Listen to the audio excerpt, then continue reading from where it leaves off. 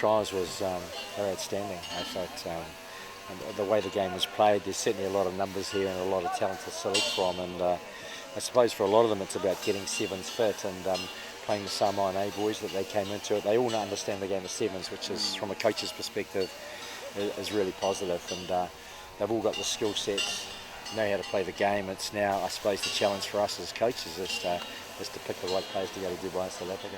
No, we go away from here and look to formalise that list and look at 13 players to go to those first two tournaments, with another 7 players to basically make up that squad of 20 players. Because if we saw last year, certainly in a lot of the sevens tournaments, there's lots of injuries, so we certainly need depth back here in Samoa to look at replacing those players if we do strike injuries.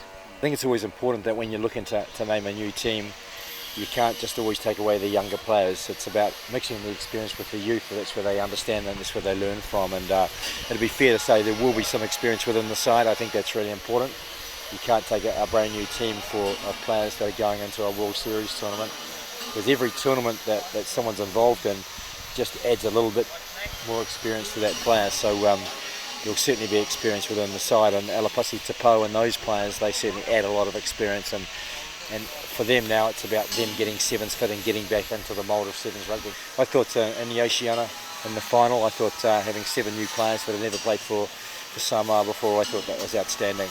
I thought in the 6 games that we had in Samoa, we had 5 good ones and probably one where we lacked a little bit of superiority or dominance against Papua New Guinea in the semi-final. And that was probably our bad game, but we still won that, which certainly says a lot. And to bounce back from 12-0 down with, I think it was about a minute to go, there's a lot of character in the side to do that, and hence it gives you a lot of confidence. And only good teams can do that as well.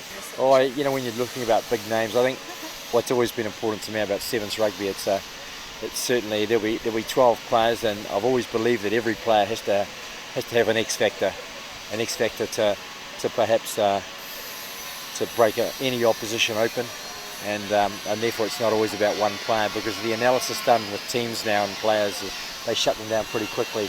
So therefore collectively you're looking for everyone to share the load and also provide those X factors to win tournaments. Well, that's what it's all about. New management, new regime, everything's new. So the players know that no one's safe. We're going to go now and discuss who and what ways that they've played their way into the squad.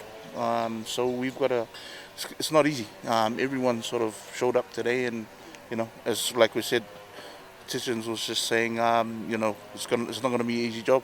We're probably taking us 2-3 hours just trying to select a 20-man squad. We've got to make sure that we pick the right people.